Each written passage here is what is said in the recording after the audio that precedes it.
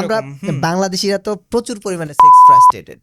তবে হ্যাঁ আমি একটা ওপেন ডিসকাশন করতে চাইতেছি যে এখানে আমরা ব্যাড সাইড গুড সাইড দুইটা আমরা হচ্ছে আচ্ছা কভার হ্যাঁ করব। হ্যাঁ আমার কাছে মনে হয় যে কিছু মানুষ বাট ওভারঅল হ্যাঁ তুই যেটা বললি যে সেক্সুয়ালি ফ্রাস্ট্রেটেড কিনা আমার কাছে মনে হয় বাঙালি যদি একটু সেক্সুয়ালি ফ্রাস্ট্রেটেড এটা অস্বীকার করার কিছু নাই মানে এটার অনেক কারণ আছে আমি হয়তো সেই কারণে যাব না বাট হ্যাঁ এরকম ব্যাপার তো থাকে ওইখানের কালচারটা কিরকম? তার মানে আহ, তুমি বলতেছো যে ওখানে প্রপার একটা সেক্স এডুকেশন সিস্টেম আছে তাদের এখানে।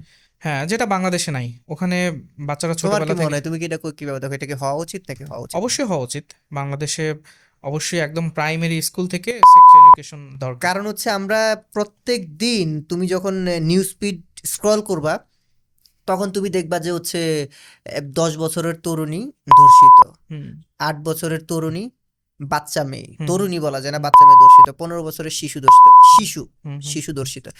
এইভেন আমরা বিভিন্ন ক্ষেত্রে হচ্ছে শুধুমাত্র মেয়েদের, শিশু মেয়েদের দেখা পাই না আমরা নিউজ ফিডে, বাচ্চাদেরও ছেলেদেরকে বাচ্চা বলাৎকারের করে দেখি, শিকার বলাৎকারের শিকার।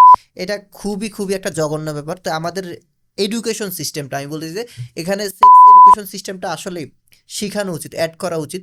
কারণ ব্যাড টাচ গুড টাচ সম্বন্ধে এইটা হইতে পারে তোমার কোনো সোশ্যাল অ্যাড থেকে, তোমার হচ্ছে কোনো টিভি সিনেমা থেকে বা কোনো নাটক থেকে।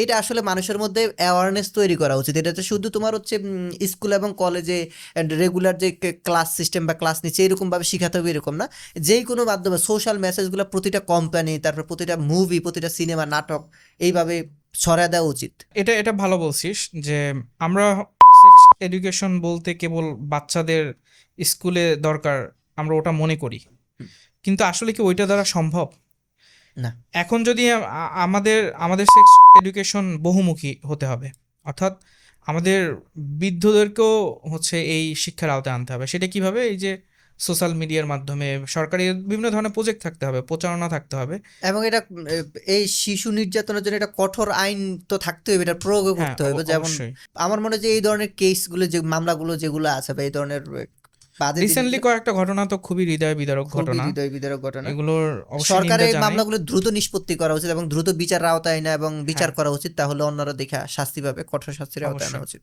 আচ্ছা, আমরা মনে হয় যে টপিকের বাইরে চলে গিয়েছিলাম। But it's important discussion I think okay, thank you appreciate করার জন্য। আমরা তোমার ইউনিভার্সিটিতে ফিরে যাই। তুমি কি স্পেসিফিকলি কান্ট্রিগুলোর নাম বলতে পারবে যে কোন কোন কান্ট্রি থেকে স্টুডেন্টরা তোমার সাথে পড়তে আসছিল, বা এবং তোমার ইউনিভার্সিটিতে টোটাল ইন্টারন্যাশনাল স্টুডেন্ট কত ছিল এবং তোমার ক্লাসে কতজন স্টুডেন্ট ছিল?